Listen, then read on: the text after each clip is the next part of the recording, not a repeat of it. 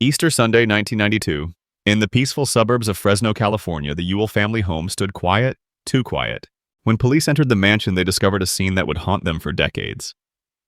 3 lives were gone: Dale and Glee Ewell and their 24-year-old daughter Tiffany, all shot at close range with a silenced weapon. There were no signs of struggle, no forced entry, and no witnesses. It looked like a professional hit, but the truth was far more chilling. For days, investigators searched for answers. Who would want to destroy such a respected, successful family? The Ewells were known for their kindness and generosity. No enemies, no debts, no reason for such violence. But then detectives began to notice something strange. The family's only surviving son, Dana, seemed untouched by grief. At his parents' funeral, he smiled. He boasted about money, business, and power. He even moved into their mansion within days. Behind the perfect smile was a secret one that would take 3 years to uncover. A conspiracy fueled by greed, planned with precision, and executed by a college friend willing to do the unthinkable. Dana Ewell, the heir to an $8 million fortune, had masterminded the ultimate betrayal, the elimination of his own family. This is not just a story about murder, it's about greed, deception, and the darkness that hides behind privilege. In the end, it wasn't a stranger who destroyed the Ewell family, it was their son. This is the story of Dana Ewell, the golden boy who traded love for money and family for fortune. Classification: murderer. Characteristics: parricide.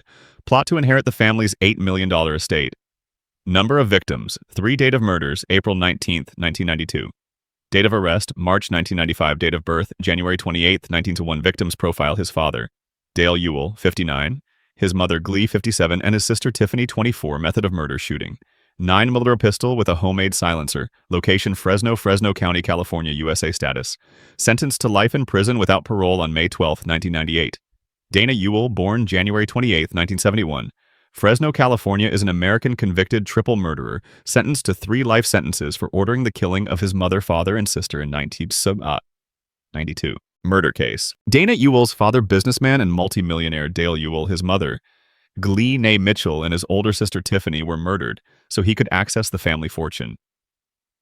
A 9mm pistol with a homemade silencer was used by Ewell's roommate at Santa Clara University, Joel Radovchich, to murder the family on Easter Sunday in their home in the Central Valley as they returned from a long weekend on the coast. Dana Ewell was sentenced on May 12, 1998, alongside friend and classmate Joel Radovchich, who was promised a part of the family fortune in return for murdering Dana's family. Ernest Jack Ponce, who procured the murder weapon, was also charged with the murders, but he obtained a dismissal in exchange for his testimony and was later licensed as an attorney. At the time of the murders, Dana Ewell still lived at home in the family's comfortable Sunnyside area home near Fresno.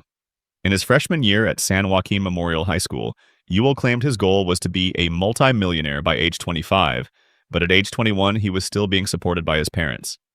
The murders took place on Sunday, April 19, 1992. Dana had been lying to his friends, claiming that he was personally financially successful.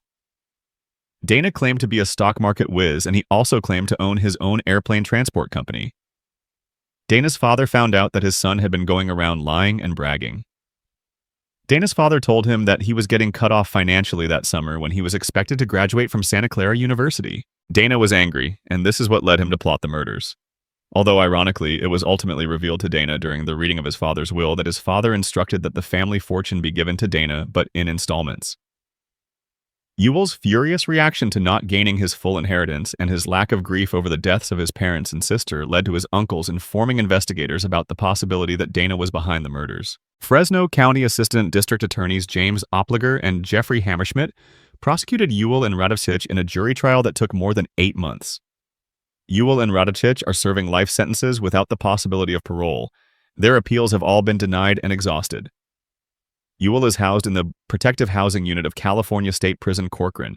Media. The case was covered in a 1-hour show of Dominic Dunn's investigative show Dominic Dunn's Power, Privilege, and Justice. The case appeared in the True TV network aired episode of Forensic Files episode 282 titled 2 in a Million. The case appeared in the True TV network aired episode of American Justice episode 170 titled Millions of Reasons to Kill. The case was briefly covered in the series E! Investigates in the episode Rich Kids Who Kill Season 1 Episode 13. The case was featured in the New Detectives episode Family Plots. The case was presented in Discovery Channel's Solved. The case was featured on the episode The Perfect Crime of the series Behind Mansion Walls. The case was featured on the episode Fatal Family Reunion of the series Killer Instinct. Ewell Family Murders, Monday, April 30th, 2012. Fresno, Calif.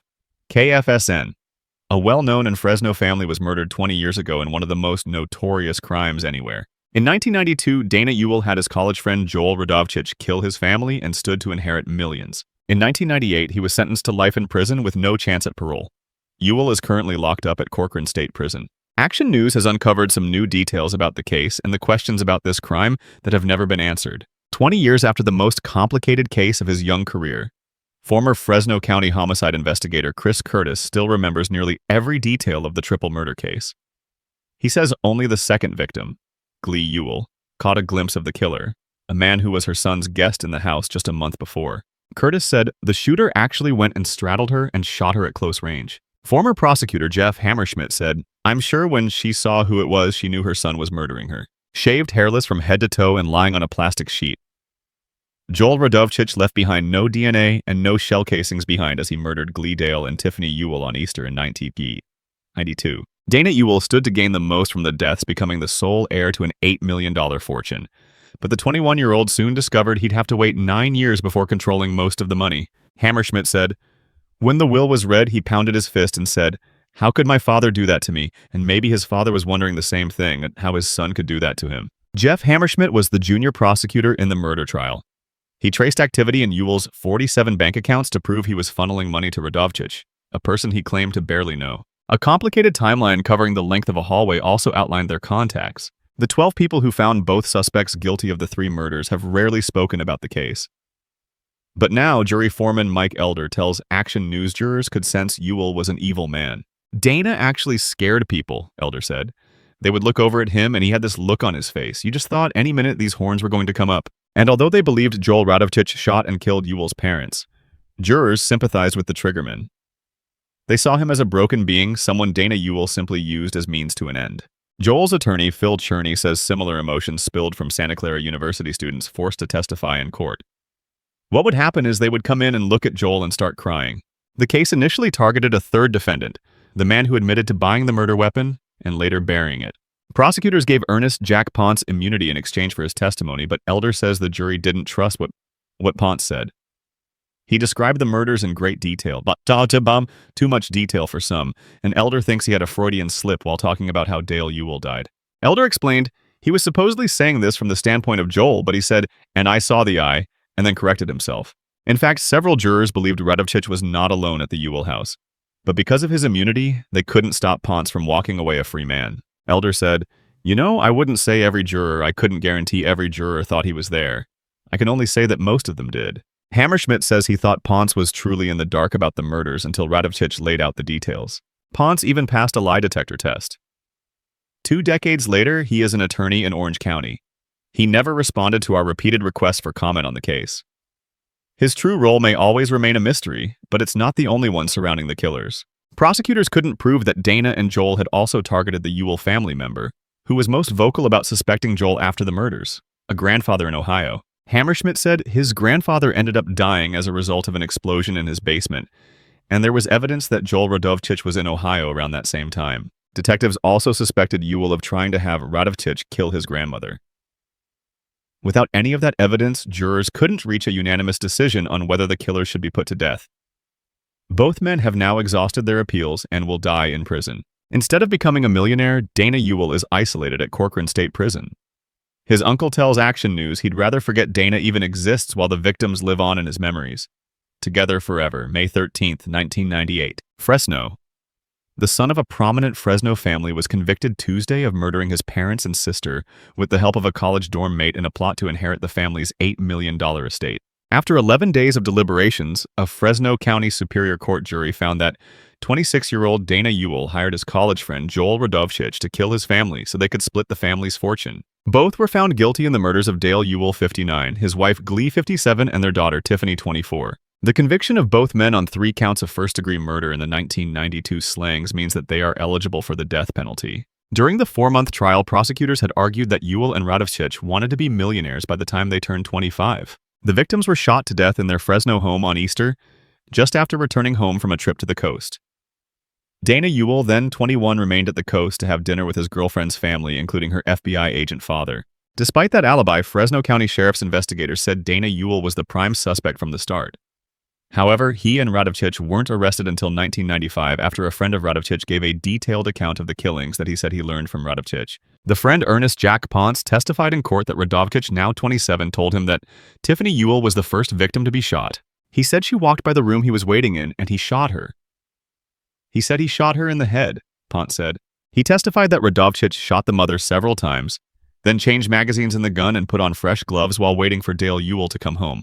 He said the father came in the door and he waited until he shut the door and waited until the father walked past the room he was in and then he stepped out and shot him, Ponce said. Ponce testified that he purchased the assault rifle that Radovich used in the killings and helped him dispose of gun parts, fired shells, a silencer, and tennis shoes. Ponce was not charged because prosecutors granted him immunity in exchange for his testimony. Prosecutors contended that the only way that Radovich could get into the Ewell home was with the help of Dana Ewell, who knew the alarm security code. Ewell's attorney Ernest Kinney said that his client wasn't involved and that Ponce and Radovich plotted the slayings by themselves. Kinney accused Ponce of being the killer. Radovich's lawyer Philip Cherney didn't deny his client's involvement, but instead painted Radovich as a victim. Former public board member's son convicted in Killing a Family by Kathleen O. Batix, California Bar Journal, June 1998, portrayed as a rich boy consumed by greed. 27-year-old Dana Ewell was convicted last month of murdering his father, Dale's sister Tiffany, and mother Glee, a former public member of the State Bar Board of Governors. 6 years after the 2 Easter Sunday slayings in the Ewell family Fresno home, a jury took 10 days to convict Ewell and his college buddy Joel Radovich, 27, of first-degree murder with special circumstances. The conviction could bring a life term in prison or the death penalty. "What a tragedy for the whole family," said Don Fishback, a Fresno attorney, former president of the State Bar, and friend of Ewell's mother Glee.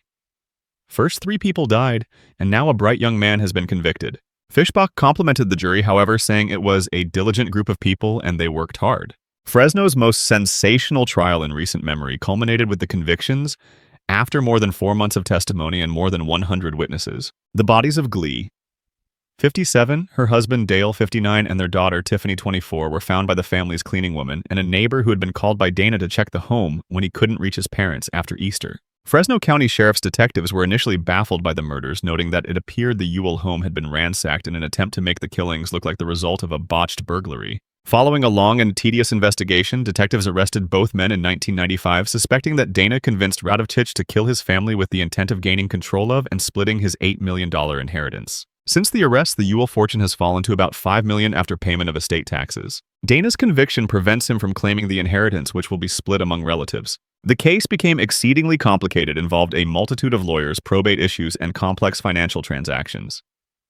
Defense lawyers were denied a change of venue, but due to the sensational nature of the trial, Judge Frank J. Creed imposed a gag order in the case. Prosecutors produced a star witness, Jack Ponce, 27, a friend of Radovich's brother, who testified that Radovich told him he put on several layers of latex gloves and sat on plastic sheets while waiting for the Ewells to come home from a weekend trip to their beach house in Pajaro Dunes west of Watsonville. Glee and Tiffany drove back to Fresno while Dale, a rancher and owner of an aircraft business, flew home in his airplane. Radovich used a silencer and first shot Tiffany, a graduate student at Fresno State University.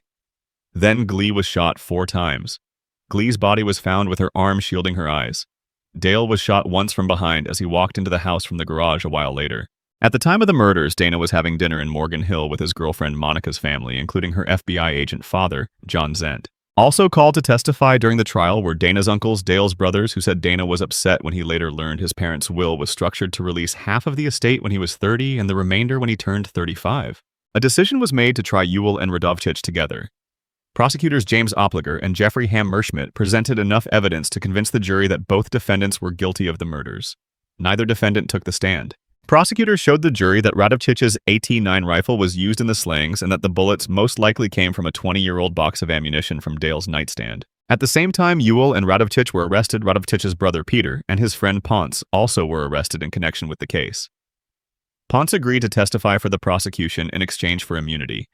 He told the jury that he bought the murder weapon for Radovich, who he thought was going to sell it for a profit. Testimony showed that within weeks of his family's deaths, Dana had access to more than $800,000, but about $124,000 in cash.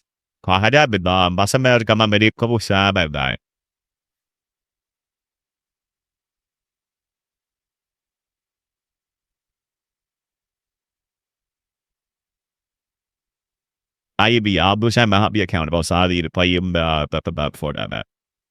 Alwara. Records showed that Radovchich paid between $33,000 and $45,000 for flight lessons, even though he did not have a job.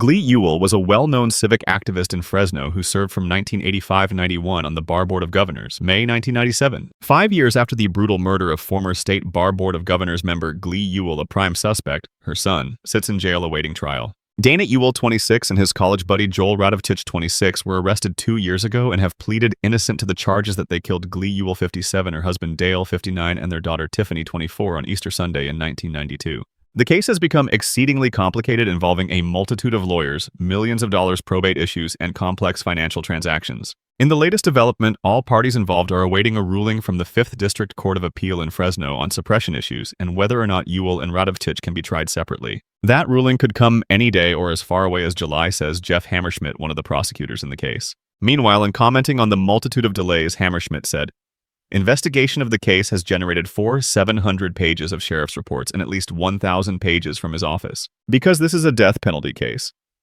It's a long and tedious process," said Hammerschmidt. "It's unusual, but all parties want to get to trial as soon as we can," he said. The Ewell case has been of particular interest, said Hammerschmidt, because of its unusual circumstances and the prominence of the Fresno family. "This is not the type of victim we usually see. We usually deal with gangs," he said. Dana Ewell's defense lawyer, Peter Jones of the Fresno County Public Defender's Office, also is anxious to get the trial moving, but acknowledges that the complexity of the case is bogging it down. "It's a quagmire," says Jones. "This case has more discovery by far than any capital case I've seen." Fresno lawyer Ernest S. Kinney recently volunteered to help defend Ewell, but with the mound of paperwork involved, he is still immersed in documents trying to get up to speed, said Jones. Jones is especially concerned about the publicity the case has generated, and plans to ask for another change of venue when the trial gets started, but it will probably fall on deaf ears. His original request was denied by the court. Jones is troubled by the results of surveys from his office, which indicate that 85% of Fresno area residents have heard of the case and 60% have already made up their minds. Of even more concern is the prospect that a book being written about the Ewell case may be released before or during the trial, he said. Officials speculate that Dana Ewell, who was 24 at the time of the murders, hired his friend Radovchich to kill his mother, father, and sister in order to gain control over the family's estimated $7 million estate. Ernest Jack Ponce, 26, of San Bernardino, and Joel Radovchich's brother Peter Radovchich, 26, of West Hills, also were arrested in connection with the murders but later released. Ponce reportedly supplied the weapon to Joel, and Peter Radovchich allegedly helped destroy it. Ponce agreed to testify for the prosecution. The wills, Glee and Dale Ewell's will, specified that in the event of their deaths, the bulk of their estate would be held in trust and distributed on Dana Ewell's 25th, 30th, and 35th birthdays. But because of the murder charges, assets from the estate have been frozen, leaving Dana Ewell without funds and eligible for representation by the county public defender. According to reports in the Fresno Bee, Dana Ewell also became the executor of his grandmother's $400,000 trust account after his family was killed. The account was set up in the 1970s for Ewell's mother, Glee Mitchell, who is now 93 and lives in a rest home. Investigators, however, discovered that in the years since Dana Ewell took control, the trust account dwindled to less than $2,000. Financial records showed hundreds of transactions during a 3-year period, which officials believe were used to support the lifestyles of Ewell Radovchich and Ewell's girlfriend, Monica Zent, a law student at the University of San Diego. The Fresno Bee reports that court documents show transactions involving Ewell's grandmother's trust account included a $17,014 check to the University of San Diego, about $40,000 in checks payable to Zent, $11,320 for flying lessons for Ewell and Radovchich, and more than $200,000 to retain a lawyer for Ewell after he was arrested. Investigators also found more than 25 accounts in 14 different banks. Some of the accounts were in Dana Ewell's name, while others were held jointly with his grandmother or his girlfriend. Most of the funds were eventually returned to the accounts, and although the transactions were considerably tangled and complicated, some observers say they were not necessarily illegal. Dana Ewell was to have inherited the bulk of his family's estate had his parent and sister died naturally. However, because the family was murdered, Dale Ewell's 3 brothers have attempted to prevent their nephew from receiving any of the funds. According to Jones, more complications have arisen since 1994 when Dana Ewell's grandfather died in a basement explosion in his home in Ohio, which fire officials have attributed to an unsafe gas generator.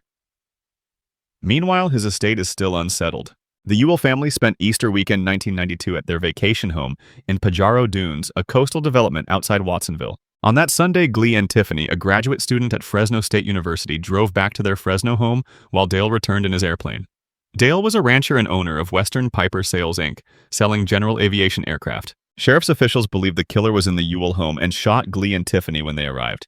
Dale was killed about 30 minutes later after he entered the house from the garage. At the time of the murders, Dana was having dinner in Morgan Hill with his girlfriend's family, including her FBI agent father, John Zent. Arrested in 1995. After nearly 3 years of a frustrating investigation, Fresno County Sheriff's officials arrested Ewell and Radovich in March 1995. Ewell turned himself in to authorities in Southern California when he discovered he was sought by the Fresno County Sheriff. According to the Bee, money was a driving factor in Dana Ewell's life. He had expensive taste in clothes and cars, driving a gold Mercedes-Benz. In addition, his relationship with his father, a hard-driving businessman, was on rocky grounds. Ewell attended the University of Santa Clara and was the subject of a college yearbook feature after he convinced staff members that he owned a company which grossed $27 million. He told of playing the stock market in high school, becoming a stockbroker at the age of 18, an aircraft salesman, and president of his own aircraft company. The bogus story was picked up by the San Jose Mercury News, much to the dismay of his family, who kept quiet about the incident. Glee Ewell, a former teacher, was a popular and very visible civic activist in Fresno. Her public service stints included involvement in Valley Children's Hospital, the Civil Service Commission, county grand jury museums, and other charities. At the time of her death, Ewell was a member of the Judicial Nominees Evaluation Commission. She was appointed to the State Bar Board of Governors as a public member by Governor George Deukmejian in 1985 and reappointed for another 3-year term in 1988. The State Bar's first president from Fresno, Don Fischbach, attributes his interest in the Board of Governors to Ewell, who convinced him to run for a seat. Fischbach's wife, Linda, babysat the Ewell children when she was younger and was devastated by the news of the family's tragedy. Even today, 5 years later, the Fresno community remembers Glee Ewell and her upbeat personality. Prosecutor Hammerschmidt never knew her, but he said her name comes up frequently. "I've heard lots of people tell me what a sweet lady she was," he said, slaying a family remains a mystery. Fresno police have mostly discounted possible ties of wealthy businessman to drug dealing or disgruntled Filipino investors. They now focus on the lone surviving son, March 22nd on 93. Fresno. Dale and Glee Ewell were not like the other new rich. They did not announce their wealth with a 10,000-square-foot home on the bluffs of the San Joaquin River. Dale ran his farms and airplane dealership, and Glee did volunteer work and served on a state commission to evaluate judicial nominees. They lived with little fanfare, careful to guard their privacy. So when their bodies and that of a 24-year-old daughter, Tiffany, were found inside their ranch house in April, shot to death in a manner that suggested murder for hire, tongues here started wagging. Did you know Glee worked for the CIA? Did you know Dale was smuggling drugs via aircraft from Mexico? Did you know the Filipino mob, angry over business dealings with the Ewells, mutilated the bodies? Investigators quickly scotched the early speculation. Now, nearly a year after the Easter Sunday killings, detectives are focusing on the Ewells' only surviving child, Dana, 21, a college student with high roller tastes and a fascination for Joe Hunt and his billionaire boys club. To be hit with all these rumors and then to read in the newspaper that Dana is now a suspect? It's been a damn trauma, said a family friend. But Easter weekend. Glee 57 and Tiffany, a graduate student at Cal State Fresno, drove to the family beach house near Watsonville. Dale, 59, an expert pilot, insisted on flying there alone, his one fear being that a plane or car crash would kill the whole family. That Saturday, the Ewells entertained son Dana, a finance major at Santa Clara University, his girlfriend, and her parents. Glee and Tiffany drove back to Fresno early Sunday. Sheriff's investigators are refusing to reveal details of the shooting and have not determined whether more than one gunman was involved. There was no sign of forced entry at the Ewell house in the upper middle-class Sunnyside neighborhood. Mother and daughter may have been confronted before they walked in the door. Glee was gunned down in the den, Tiffany in the kitchen. Dale Ewell, a tall, beefy man, arrived a short time later clutching the newspaper. He was shot from behind. It is likely he never knew the fate of his wife and daughter. "It was quick and it was clean," said Fresno County Sheriff's Detective Ernie Burke. But the investigation has been anything but quick and clean. Sheriff's detectives spent 4 days combing the house and trying to reenact the slayings, a job made daunting by a killer who had taken care to pick up each bullet casing. Detectives quickly discounted Glee's stint in the CIA in the late 1950s. She had been stationed in Argentina as a Spanish-language translator for the intelligence agency a few years before she met Dale. Searching court records, detectives learned that Dale Ewell had sold planes for aircraft dealer Frank Lambie, who in 1971 oversaw a large Mexico to Fresno drug smuggling venture.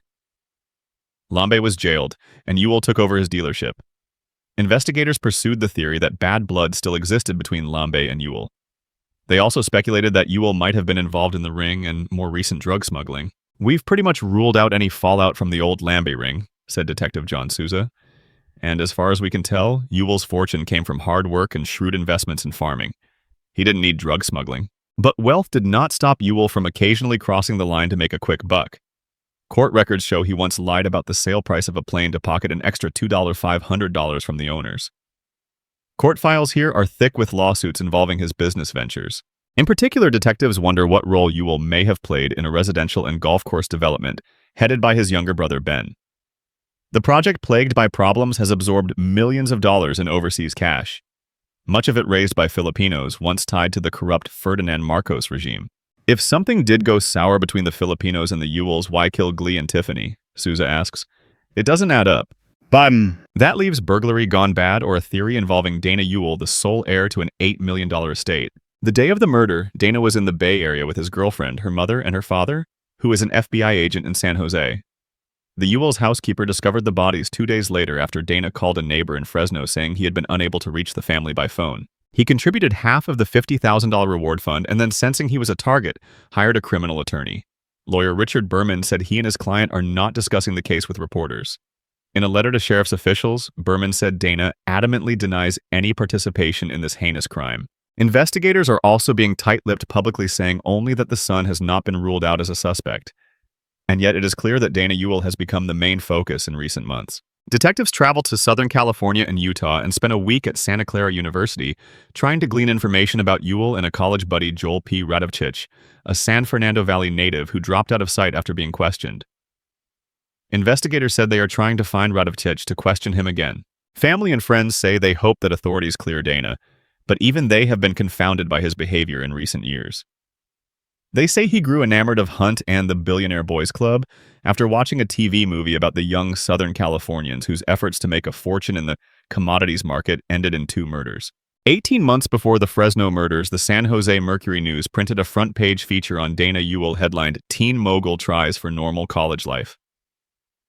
The article depicted a young tycoon dressed in elegant suit selling mutual funds and building a bankrupt airplane dealership into a $4 million windfall. The article and a similar one that appeared in the 1990 Santa Clara University yearbook were near-complete fabrications, friends and family say.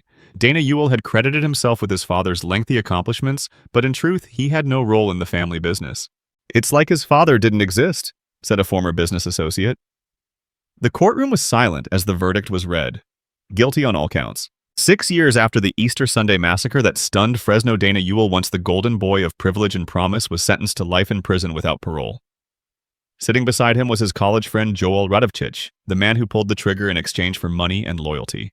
For the victims' friends and relatives, justice had come, but it felt hollow. Nothing could bring back Dale, Glee, or Tiffany.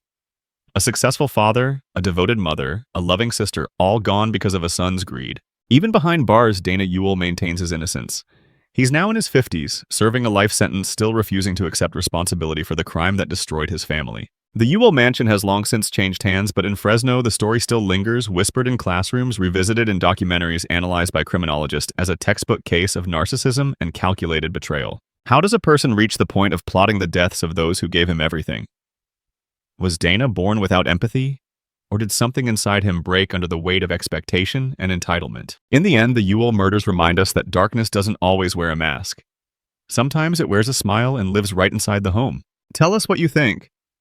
Was this pure evil or the consequence of a mind corrupted by greed? This is the story of Dana Ewell, the son who turned inheritance into a motive and family into victims.